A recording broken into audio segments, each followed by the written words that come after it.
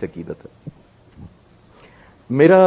میں فلاسفر نہیں ہوں, میں فلسفی نہیں ہوں, میں ریسرچر بھی نہیں ہوں, میں ایڈمائرر ہوں.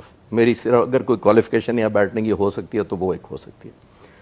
میں قوم کو اور خاص طور پہ نئی نسل کو جو ڈس اپوائنٹڈ ہے, مایوس ہے کہ یہ ملک, آپ نے خود ہی باتیں جتنی کی ہیں, ایک عام بچہ یونیورسٹی کالج میں جانے والا سمجھے گا کہ پتہ نہیں پاکستان بننا چاہیے تھا کہ نہیں چاہیے تھا.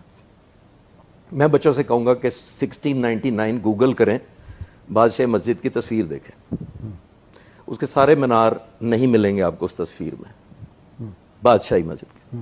سکھوں اور انگریزوں کی لڑائی ہوئی, اور اس شک کی بنیاد پر کہ ان مزاروں ان میناروں کے اوپر توپیں گاڑی گئی ہیں, زمین سے فائر کر کے توپیں چلائی گئیں اور مینار شہید کر دیے گئے. اچھا. سن 1700 سے عیسوی سے لے کر تقریباً 250 سال تک نہ اذان ہوئی نہ نماز ہوئی. ہم بچوں کو کیوں نہیں بتاتے بادشاہ مسجد؟ اللہ. سکھوں نے اس کو گھوڑوں کا استبل بنا دیا, ملٹری کنٹونمنٹ بنا دیا جو دیوان خانے تھے. اس لیے ہمیں ملک چاہیے تھا, اس لیے ہمیں زیادہ مقروض ہیں ہم جناح صاحب کے. اور یہ بہت سارے بچوں کو شاید یہ معلوم ہی نہ ہو کہ 1930 میں انگریزوں نے کچھ فنڈ مقرر کیا مسلمانوں کے کہنے پر. کچھ نوٹیبلز نے کہا کہ اس کو ریکور کر لیں, تو انہوں نے ہر سال فنڈ ریکور کرنا شروع کیا, اور مسجد جو اس حالت میں آپ دیکھ رہے ہیں 1960 میں آئی تھی پاکستان بننے کے 13 سال بعد. کہ انگریزوں کو کہا گیا کہ مسلمانوں کے جذبات جو مجروح ہیں, اس مسجد کو جو شہید کیا گیا اس کو ریکور کریں. تو مینار سب سے پہلے کیے گئے, لیکن میں کہہ رہا ہوں رینوویشن, بیوٹیفیکیشن کے سینس میں اس سینس پہ عرض کر رہا ہوں, سٹرکچر نہیں کہہ رہا. ایک بات میں زیادہ جناح صاحب کی شان میں صرف مثالوں سے واضح کرنا چاہوں گا, اور کوئی کمپیرزن میں آج کل کے لیڈر کا اس لیے نہیں کر رہا. میں ایک چینل پہ بہت عرصہ پہلے گیا, بہت بڑا چینل تھا, بہت بڑی اینکر تھی. اس نے کہا میرے ساتھ 1 on 1 پروگرام کریں 1 گھنٹے کا, اور 45 منٹ جناح صاحب کی کریں گے آپ بات, اور 15 منٹ آج کے لیڈر سے کمپیئر کریں گے. میں نے کہا جی میری معذرت, میں آپ کے پروگرام میں یا شامل نہیں ہوں گا یا کسی اور کو بلا لیں کمپیرزن کرنے کے لیے, کیونکہ کمپیرزن ہے نہیں کوئی. یہ وہ شخص ہے جو سگار پیتا ہے بڑا مہنگا اور مرتے دم تک پیتا رہتا ہے. ایک دفعہ آخری دنوں میں زیارت میں تھے, کوے اور شاہین کا کوئی مقابلہ ہو سکتا ہے؟ کوئی مقابلہ نہیں. میں مثالوں سے ثابت کرنے کی کوشش کرتا ہوں. آخری دنوں میں زیارت میں تھے, نڈھال رہتے تھے اور زیادہ تر نیم بے ہوش رہتے تھے, بات بھی نہیں پورا دن کر سکتے تھے کمزوری کی وجہ سے اور بیماری کی وجہ سے. تھوڑے سے فریش تھے, لان میں بیٹھے ہوتے, اے ڈی سی کو بلایا, اس کو کہتے ہیں میرا سگار کا بل لے کے آؤ. تو اے ڈی سی نے کہا کہ سر آپ گورنر جنرل ہیں, آپ کی انٹائٹلمنٹ ہے, تو آپ کی طبیعت بھی ٹھیک نہیں تھی, تو یہ بل تو ادا ہو چکے ہیں. کہتے ہیں سارے بل لے کے آؤ.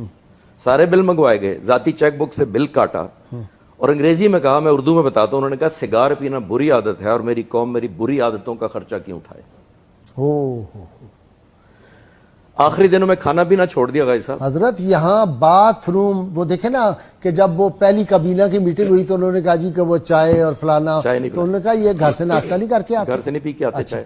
ایک اور میں صرف ایڈ کر دوں, گورنر جنرل وہ ہے جس نے پاکستان بنایا ہے, یہ ذہن میں رکھیے گا, آج کا گورنر نہیں ہے. نہیں. آخری دنوں میں کھانا پینا چھوڑ دیا. فاطمہ جناح کو فکر ہوئی, ڈاکٹروں نے کہا کہ آپ کسی طرح کھلائیں کیونکہ ان کی زندگی کو کمزوری سے زیادہ خطرہ ہے بیماری کی نسبت. تو وزن کم ہوتا جا رہا ہے. بہت سارے لوگوں کو شاید پتہ ہی نہیں ہوگا کہ 80 پاؤنڈ وزن تھا ان کا وفات پہ. جی بالکل, اتنے کمزور ہو چکے تھے. اتنے کمزور. اے ڈی سی کو یاد آیا کہ جب لاہور تشریف لے جاتے ہیں ممدوٹ ہاؤس, تو وہاں کا فلاں باورچی بلا لیتے ہیں کیونکہ انہوں نے پرماننٹ سٹاف نہیں رکھا ہوا لاہور میں. جب وہاں ٹھہرتے ہیں جناح ہاؤس میں تو باورچی فلاں جگہ سے آتا ہے. تو وہ پسند آیا ان کو بڑا. اس نے فاطمہ جناح سے کہا کیوں نہ ہم اس باورچی کو زیارت بلا لیں, اس سے کھانا بنوائیں, شاید کھا لیں. تو پوچھنے کا پتہ تھا کہ اجازت نہیں ملے گی. چھپ کے اس کو ٹکٹ بھیجا گیا, ان دنوں جہاز پہ بلایا گیا کوئٹہ, پھر زیارت. فاطمہ جناح نے اس باورچی کو کہا کہ جو جناح صاحب کی پسندیدہ ڈش ہے جو تم سب سے اچھی بناتے ہو بناؤ. بغیر بتائے وہ بہن کھانا لے گئی اندر, ضد کر کے بہن نے کہا چکھ لیں. خوشگوار حیرت ہوئی اس کو جب وہ کھاتے چلے گئے اور پیٹ بھر کے بڑے دنوں بعد کھا لیا. برتن اٹھائے گئے, باہر خوشی کا سما تھا کہ آج جناح صاحب نے پیٹ بھر کے کھا لیا. تھوڑی دیر بعد اے ڈی سی کو اندر بلایا اور کہا یہ کھانا کس نے بنایا تھا. ہائے ہائے. اب کسی کی ہمت نہیں تھی کہ جھوٹ بول سکتا, تو اے ڈی سی نے جناح صاحب سے کہا کہ سر یہ وہ جو ممدوٹ ہاؤس لاہور والا باورچی ہم نے وہ بلایا تھا کیونکہ آپ کی زندگی کو اتنا خطرہ تھا.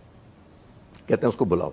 بلایا, اس کو کیش انعام دیا, اس کی ریٹرن ٹکٹ کا خرچہ اپنی چیک بک سے کاٹا اور انگریزی میں کہا اس کو واپس بھیج دو, یہ غریب قوم ہے, میرے منہ کے ذائقے کے لیے اس عیاشی کی متحمل نہیں ہو سکتی.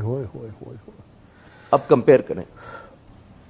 with due respect میں تھوڑا سا ڈس ایگری یہ کروں گا کہ اگر آپ جیسے مفکر لوگ بھی مایوسی کی باتیں کریں گے تو جو 20 سال کا یونیورسٹی کا بچہ یا بچی ہے ان کا کیا بنے گا؟ میں کہتا ہوں لا تقنطوا من رحمت اللہ، مجھے پھر آ کے حوصلہ دے دیتے پہلے ان کو ہم نے وہ پاکستان نہیں دیا جو ان کو ملنا چاہیے تھا. بس جو قائد اعظم نے سوچا تھا وہ ہم ٹرانسفر نہیں کرتے. میرے یا مجھ سے پہلے والے جتنے لوگ ہیں وہ اس چیز کے، چاہے وہ گناہگار ہیں چاہے وہ قصوروار ہیں، ہمیں وہ جناح دکھاتے رہنا چاہیے. اور وہ میں کسی پیغمبر کی بات نہیں کر رہا، کسی ولی کی بات نہیں کر رہا، میں کسی سینٹ کی بات نہیں کر رہا، میں ایک 75 سال پہلے ایک عام آدمی کی بات کر رہا ہوں. جو شخص جس کو جو مرضی لبادہ بنا دے، کیونکہ اس کو میچ کرنا مشکل ہے اس لیے ہم اس کو دکھانا نہیں چاہتے. میں اس سے مقابلہ اس کی خصوصیات، چاہے وہ بزنس لے لیں، چاہے وہ ایتھکس لے لیں، چاہے پرسنل لائف لے لیں. کتنا پروپیگنڈا کیا جاتا ہے کہ جی وہ بیوی سے محبت نہیں تھی، لیکن کتنے لوگوں کو پتا ہے کہ 104 سال پہلے آج سے شادی ہوئی تھی؟ ذرا کیلکولیٹ کیجئے گا. اپنی بیوی کو منہ دکھائی 1,25,000 روپیہ میرے پاس ڈاکومنٹ ہے. اللہ اکبر. 1,001 روپے 104 سال پہلے، حق مہر ڈاکومنٹڈ. یہ وہ شخص ہے، میں عرض کرنا چاہ رہا ہوں، عطا ربانی ADC تھے ایئر فورس کی طرف سے، ان کے ساتھ رضا ربانی کے والد، رضا ربانی کے والد اپنی کتاب میں لکھتے ہیں کہ بڑی عید 25 اکتوبر 1948 کو ہوئی، چھوٹی 3 دن بعد ہو گئی تھی. بڑی عید جب ہوئی تو کہا کہ کوئی رستہ نہیں میرے لیے رکوانا، جہاں جگہ ملے گی میں نماز پڑھی. اور امپورٹنٹ بات یہ ہے، ہم کہتے ہیں جی وہ تو سیکولر اور مذہبی، اس پہ زیادہ باتیں ہو چکی میں کرنا نہیں چاہتا، لیکن ADC لکھتے ہیں کہ واپسی پہ کہا کہ رستہ تبدیل کر کے گھر جائیں گے، سنت ہے. اللہ اکبر. یہ کتنے لوگوں کو پڑھے نام؟ اللہ اکبر. اللہ اکبر. یہ اگر کوئی شخص کو یہاں تک معلوم ہے کہ رستہ بدل کے جانا سنت ہے نماز کے بعد، عید کی نماز کے بعد. یوم عاشور کنگ کی دعوت جو تھی وہ کہا کہ میں نہیں آ سکتا اس دن، جی بالکل دعوت ٹکرا دی اس دن. ایک اور بڑی امپورٹنٹ بات، ایک دفعہ کانوائے جا رہا تھا، اس پہ لکھا ہوا تھا شہنشاہ ہندوستان، جناح صاحب کے لیے لکھا ہوا تھا. کانوائے رکوا لیا، انہوں نے کہا اس کو اتارو. میں کوئی شہنشاہ نہیں ہوں، اللہ میں لوگوں کا سلیکٹڈ بندہ ہوں، جب تک وہ چاہیں گے میں رہوں گا. یہ وراثت کی ہم باتیں جو کر رہے ہوتے ہیں. ہم جب بات کر رہے ہوتے ہیں تو ہمیں یہ دیکھنا چاہیے کہ اصول کیا تھے.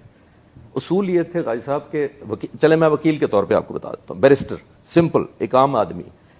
اتنے مشہور جب تھے یا اس سے پہلے بھی ان کی شرط ہوتی تھی کہ پہلے کیس پڑھتے تھے، ہماری طرح 20-20 سال مقدمے نہیں چلتے تھے، پریڈکٹیبل ہوتا تھا کہ اتنے پیشیوں میں مقدمہ. ایک ہندو کلائنٹ آیا، کیس مشکل تھا، اس نے قائد اعظم کو کہا کہ میں چاہتا ہوں آپ بڑے مشہور ہیں، آپ میرا کیس لڑیں. پڑھا، کہتے ہیں لڑوں گا، ہر پیشی کا 500 روپیہ لوں گا، 10 پیشیوں میں مقدمہ ختم کر دوں گا، امید ہے.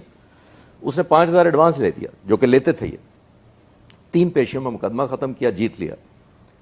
جب وہ ہندو کلائنٹ آیا تو انہوں نے 3,500 روپے واپس اس کو کیا تو اس نے انکار کر دیا. اس نے کہا کہ یہ تو آپ کی کمال ہے، پیشہ ورانہ مہارت ہے کہ آپ نے 10 کی بجائے 3 پیشیوں میں ختم کر دیا، تو یہ آپ کا حق ہے. آگے سے کیا کہتے ہیں اس کو کہتے ہیں جناح صرف وہی لیتا ہے جس کا وہ حقدار ہوتا ہے. یہ ہم بچوں کو کیوں نہیں بتاتے کہ جب پاکستان بننا ٹھہر گیا تو نہرو، لارڈ ماؤنٹ بیٹن اور سب سے زیادہ گاندھی نے زور لگایا کہ کسی طرح جناح صاحب کو قائل کر لیا جائے کہ ملک کو نہ ڈیوائیڈ کرے ان کے پوائنٹ آف ویو سے. سب سے پہلے ان کو بڑی آفرز کی گئی، منسٹریاں آفر کی گئیں، بڑا کچھ آفر کیا گیا، نہیں مانے. آج کل کے کمپیئر کریں ذرا کہ کیا کچھ ہوتا ہے تو ہمارے کہاں کس پہ بک جاتے ہیں، نہیں مانے. ماؤنٹ بیٹن نے بلایا، ناراض ہو کے آ گئے کیونکہ اس نے غصہ کیا. جب گورنر آفر کی کہ آپ کو گورنر بنا آفر کیا تو وہ نہیں مانا. رشوت دیتے. پھر سب سے امپورٹنٹ بات ہے، گاندھی نے کہا کہ ہم پورے ہندوستان کا آپ کو پہلا وزیر اعظم بنانے کو تیار ہیں، اور پورا ہندوستان KPK سے بنگلہ دیش تک، ذرا ذہن میں رکھیے. جی ہاں. انکار کر دیا اور زبردست بات کی.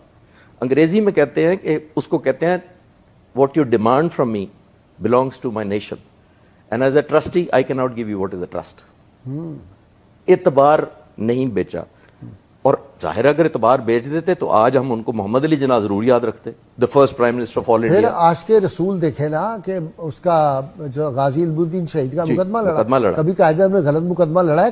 کبھی نہیں لڑتے تو پہلے پڑھتے تھے جب تک یقین نہ ہو جائے. اور یہ کہنا کہ میں یہ خواہش ہے کہ جب میں رسول اللہ کی بارگاہ میں جاؤں میدان حشر میں تو کہا جائے کہ ویل ڈن محمد علی. یس. یعنی یہ جس بندے کے جذبات ہوں اور جو احساسات ہوں اور جس کو رسول اللہ صلی اللہ علیہ وسلم کی زیارت ہوئی ہو، ان سے پوچھا گیا اس کے بعد وہ سیکولر اس کو کہنا. ان سے پوچھا یہ گیا تھا کہ مسٹر جناح آپ اتنے امیر ہیں اور اتنے ویل آف ہیں اور آپ کی صحت بھی اتنی اچھی نہیں ہے، تو یہ کیوں اتنی بھاگ دوڑ کر رہے ہیں ایک آزاد ملک کے لیے؟ تو انہوں نے تب یہ جواب دیا تھا کہ میں چاہتا ہوں کہ جب اس زندگی کے بعد اللہ تعالیٰ کے حضور پیش کیا جاؤں تو مجھے اللہ تعالیٰ صرف یہ لفظ کہہ دے، ویل ڈن مسٹر جناح. تو ایک شخص کی یہ موٹیویشن ہو. میں صرف بچوں کو بتانا چاہتا ہوں کہ مایوسی اس لیے نہ کریں کہ یہ وہ گورنر جنرل تھا جو رات کو لائٹیں آف خود کرتا تھا. ابو الحسن اصفہانی پہلے ایمبیسڈر تھے امریکہ میں ہمارے، وہ کہتے ہیں پاکستان آزاد ہونے کے 14 دن بعد وہ ملنے گئے قائد اعظم سے، میٹنگ ختم ہوئی، کمرے سے نکلے لائٹ آف کر دی، گلی سے گزرے لائٹس آف کرتے جا رہے. تو اصفہانی صاحب نے جناح صاحب سے کہا کہ یہ جناح صاحب یہ تو گورنر جنرل کا گھر ہے، یہ تو لائٹیں جلتی رہنی چاہیے. تو قائد اعظم نے جواب دیا اسی لیے تو بند کر رہا ہوں کہ یہ لوگوں کے پیسوں سے جل رہی ہیں، اور میں یہاں سیڑھیوں پہ کھڑا ہوں، جب تم سیڑھیوں سے اتر جاؤ گے تو سیڑھیوں کی لائٹ بھی بند کر.